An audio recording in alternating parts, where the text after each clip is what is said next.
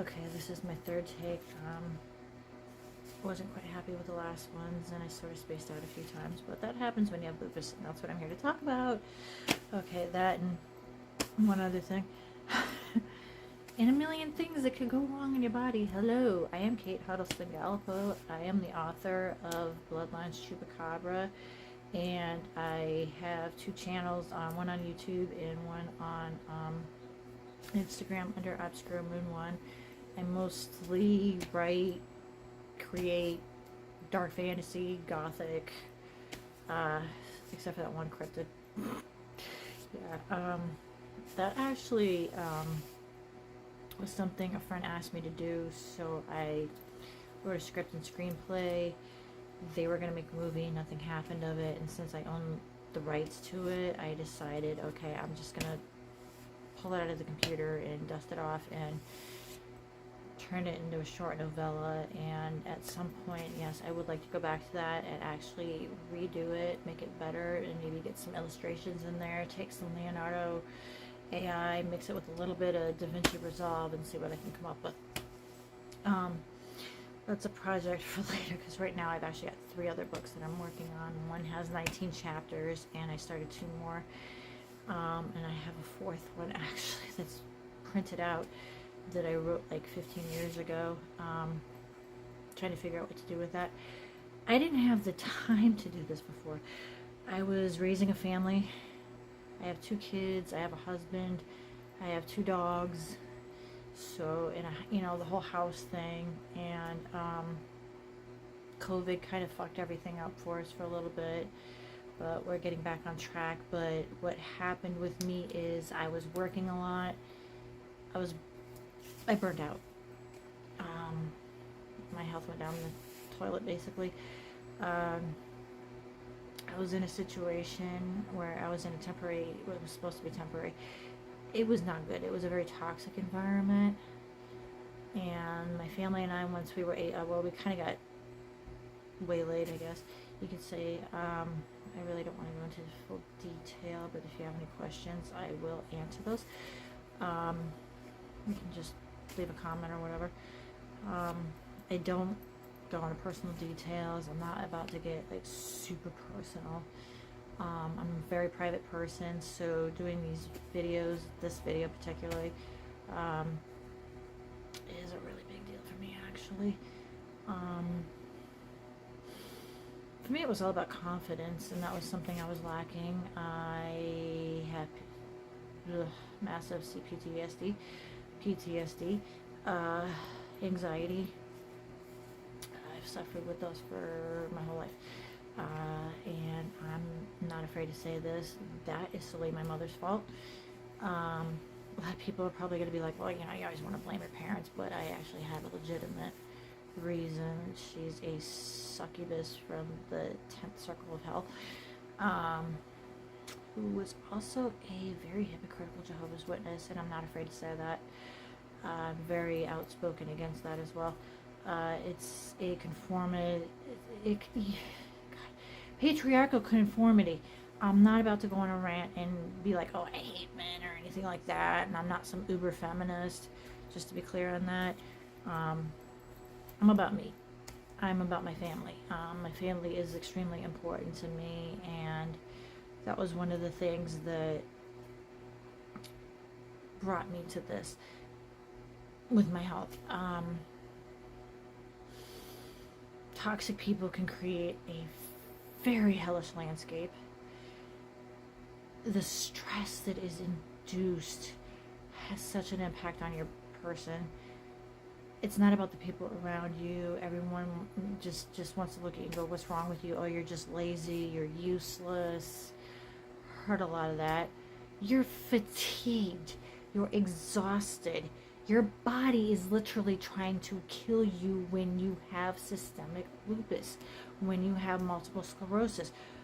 There are, ALS or whatever you got diagnosed with.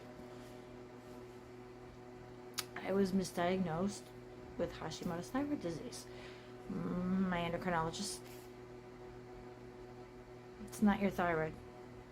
So what the hell is it?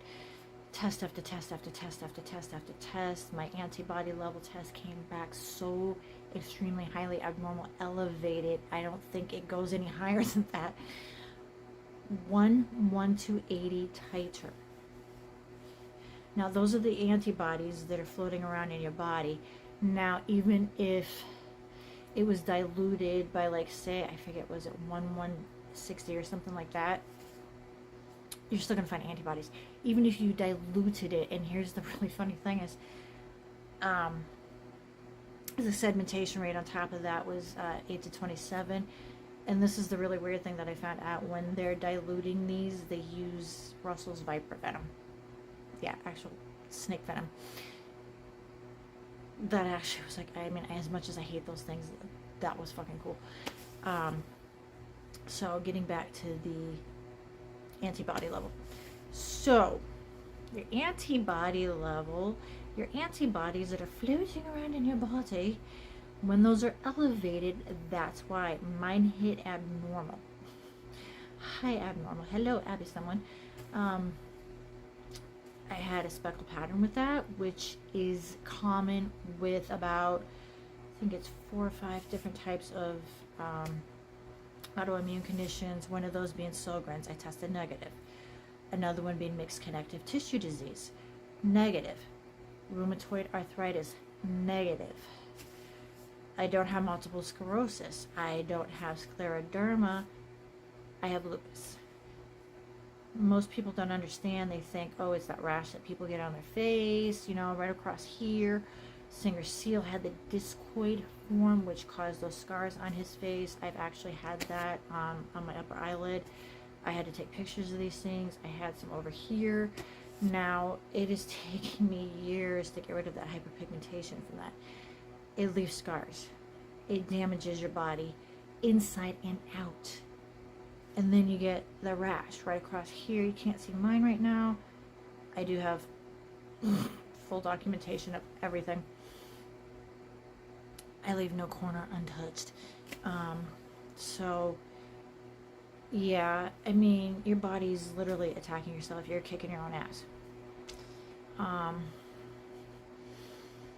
It's frustrating. It's so frustrating, and people don't understand why you're tired all the time, why you don't sleep. I get 4 to 5 hours of sleep at night if I'm lucky, and on top of that, at one time I was working from 8 to 4 for quite some time as a data entry specialist. Oh, yay. Anyways, it was a good job. It was fun, and I actually really enjoyed it. Not afraid to say I worked at City Hall. Not going to say where in City Hall. But it was great. I worked with a lot of great people, and I had a fantastic boss. It was just at the point with the last election, not getting into politics, it's just that's when I burnt out. I went from a healthy 145 pounds to 103.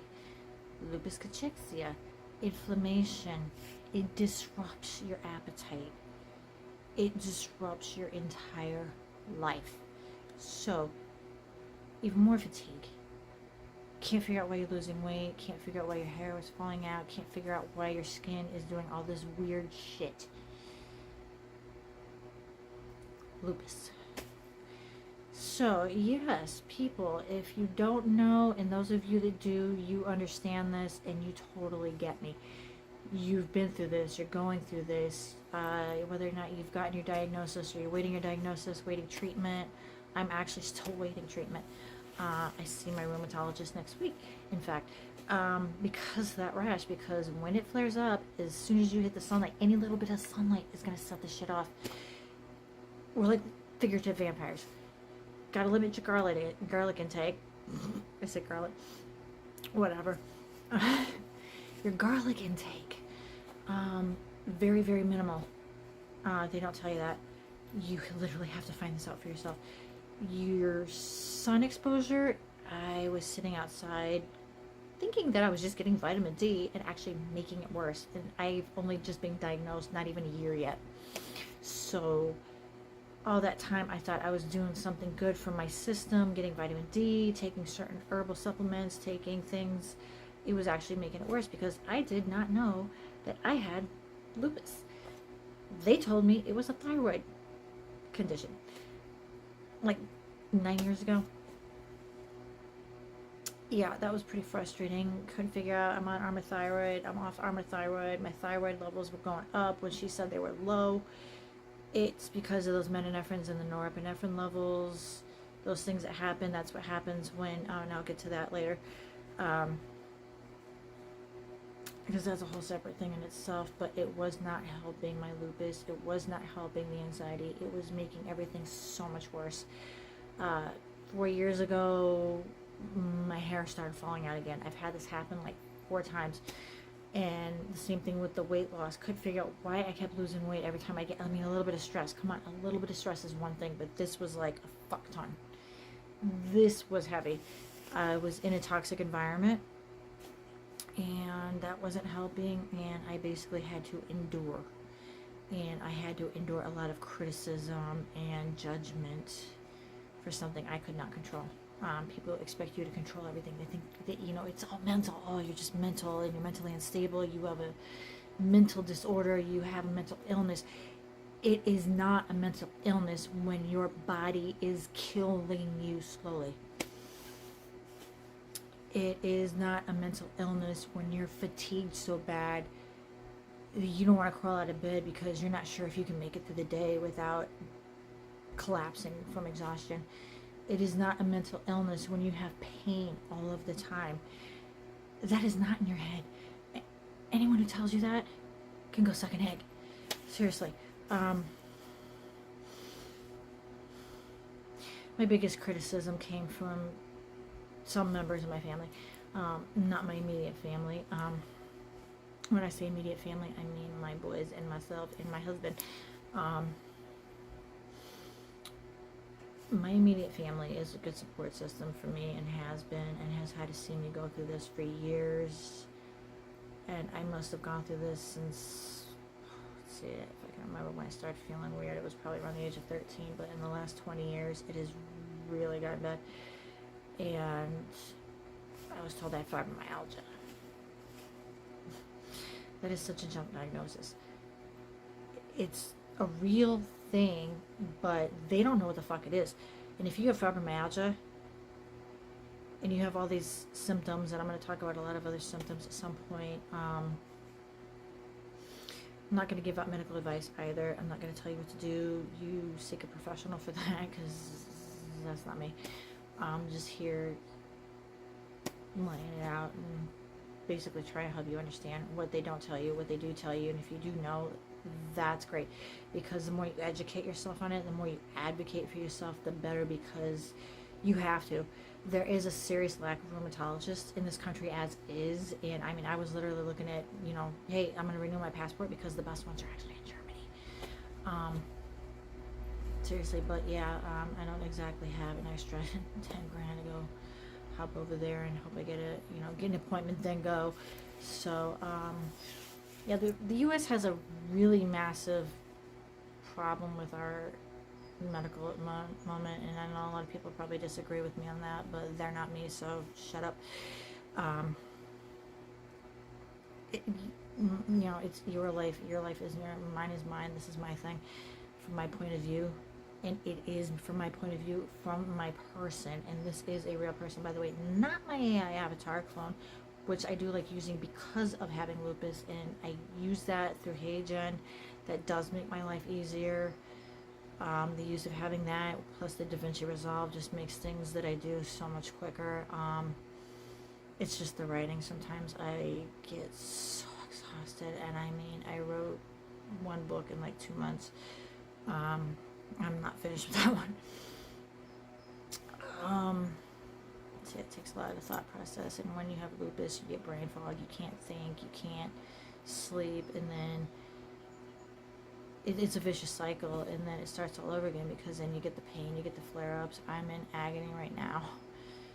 I may not show it because I've lived with this for so long. I've learned how to handle it. I've had to. I've literally had to. fucking hate pain medication. It doesn't do shit.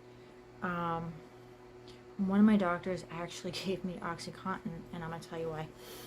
I have another issue in my body called central lumbar stenosis. I have a fragmented vertebral wedge. My back is basically broken. I actually fractured a vertebrae when I was 19, so that's about, Jesus, almost 30 years ago. Yeah, seems about right. About 28 years ago. So I was on the job and I got hurt, and then a couple of years later I found out I actually broke my back. Couldn't figure out why I was having so much back pain. So that, on top of lupus, when you're in pain, that is going to activate every nerve in your body. Everything is going to feel like it's on fire. If you've ever had a sunburn, that's what your skin feels like. Your back hurts, your neck hurts, your face hurts, your eyes are watering, your nose is literally dripping sometimes. There's a lot of gross stuff involved with lupus. Irregular periods, infertility, hormonal issues, so many skin issues. God, the one that I can't stand, the lupus chilblains, the paresthesia. Paresthesias, your hands and your feet go numb. Along with that, and I also have Raynaud's phenomenon, which your fingers and your toes, depending on the temperature, can turn red, white, and blue, literally. Might tend to turn purple sometimes. And then when that happens, you get the chilblains, lupus chilblains. You are not able to carry oxygen through your body like you should. It's not a disorder where it's dangerous, but the chilblains can cause problems when that happens, when that Raynaud's activates. I've had my toes turn practically black. And on top of that, it didn't help when I broke them like twice. You get these like little red like blotches on your toes. The skin starts kind of flaking. It basically looks like you haven't taken care of your feet, or you haven't maintained it, and you look like you've got calluses. But what it is literally the skin is dying. It ulcerates. It can form little blood blisters, and I'm going to tell you, it is excruciatingly painful, and I have to walk on my feet. So I mean, I got things I got to do, so I wear about the most comfortable shoes I can. Soaking your feet doesn't really do anything. The best thing to do is, if you've got betamethasone on hand, that does help. It can soothe it temporarily. Methylprednisone helps to a degree. The Medropac is such a temporary fix. Immunosuppressants, yeah, best thing you can do. I had yet to even get there. I do have hope with that. So yeah, having constantly numb hands, my fingers, specifically these, my fingertips. I couldn't even thread a needle if I tried. Feeling things, sometimes I drop things, my hands cramp up. There's also lupus arthritis, which can cause almost rheumatoid-like pain in your palms. You get a lot of muscle cramps. Your feet, there's something called dystonia. Your feet can, I've actually got a video of it, it's wild. Because I couldn't figure out what was happening. I thought it was just from standing on my feet a lot. Foot cramps, excruciating. I mean, your whole entire foot is just inflamed. The top of your foot literally feels like it's being pressed and then ripped apart at the same time. Right in the middle of that, if you're having a lupus flare-up, I mean, sometimes you can literally feel like your bones are being ripped right out of you. The foot cramps are just horrible. Plantar fasciitis, the bottom of your foot is gonna flare up, and that is like walking on 1,000 miles of broken glass. The toes swell up, the chilblains, the Raynaud's, the foot cramps, fingers, the hands, your body, your skin, your hair, I mean your nails start to warp and distort. I've got those stupid lines on mine. My fingernails actually suck. Your hair, your eyelashes, your eyebrows, I mean everything's prone to falling out. And we thought we were taking care of ourselves and doing everything right, and then come to find out that it was all for naught. No matter what you did, no matter what you tried, and you were finding out that if you're like me, that it's like, okay, I thought I was doing something good, and then you realize, oh shit, I've got a whole different disease.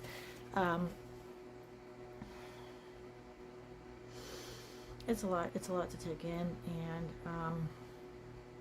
I mean, I could talk about this for like a whole hour, 25 days, whatever.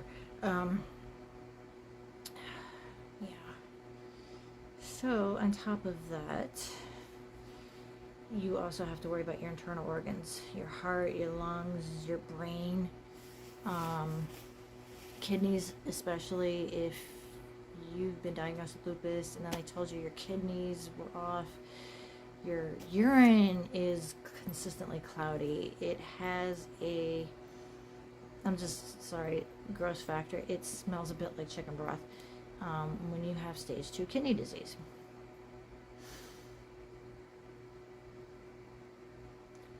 Water is not going to do shit. You can drink so much water. You're thirsty all the time.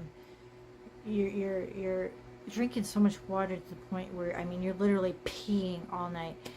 20 trips to the bathroom. Urine's still cloudy. It can be clear for like 2 seconds if you've drank, like, if you're like me, I go through water like crazy. The methylprednisolone, I think, stopped it for like a day and then it went back. I take moringa, I take magnesium, I do things that do seem to be working for me. I don't push that on anyone because there is very limited research with lupus. It's been noted with rheumatoid arthritis. It seems to have pretty good luck with that. Excuse me. Doing everything I can to just get through the day, get through the week, get through the month, get through the year, and hope that at the end of the day, by the time they do finally get me treated with this, that I don't need a kidney. I already asked my kids. They told me to go fuck myself. I'm just kidding. I wouldn't even ask them. Couldn't do that to them.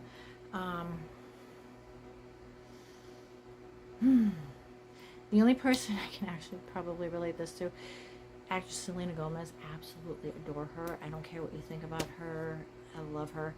I think she is really brave to come out with it and talk about it, and I think that's a lot, because that is a very personal thing and people don't understand. But I think if you don't talk about it, that it's only going to make it worse. That, you know, there's not a lot really said. The medical community kind of leaves you hanging sometimes. Again, like I said, lack of rheumatologists.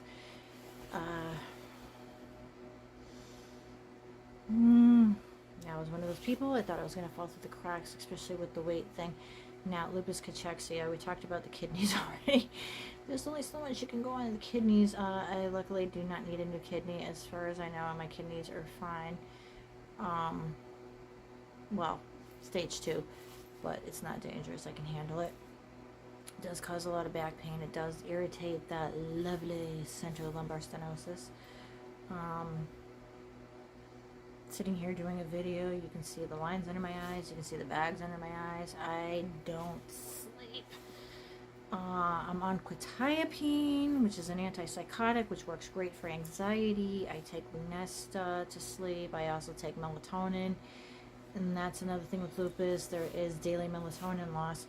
You lose that natural melatonin. We produce our own natural melatonin.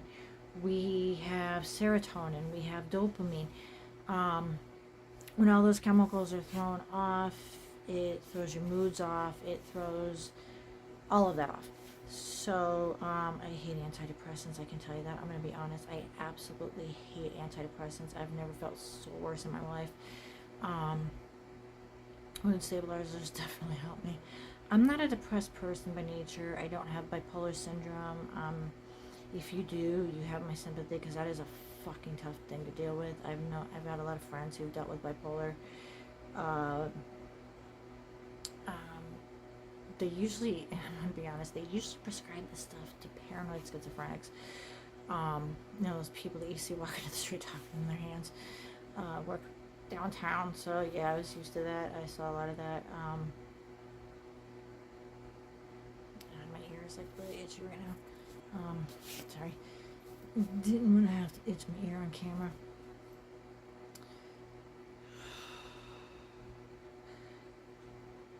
Yeah, I'll go on a little bit more in the next video, and if you can resonate with this, just drop a comment. I mean, you don't have to like and subscribe. You know, I'm not going to push that shit. It's totally up to you.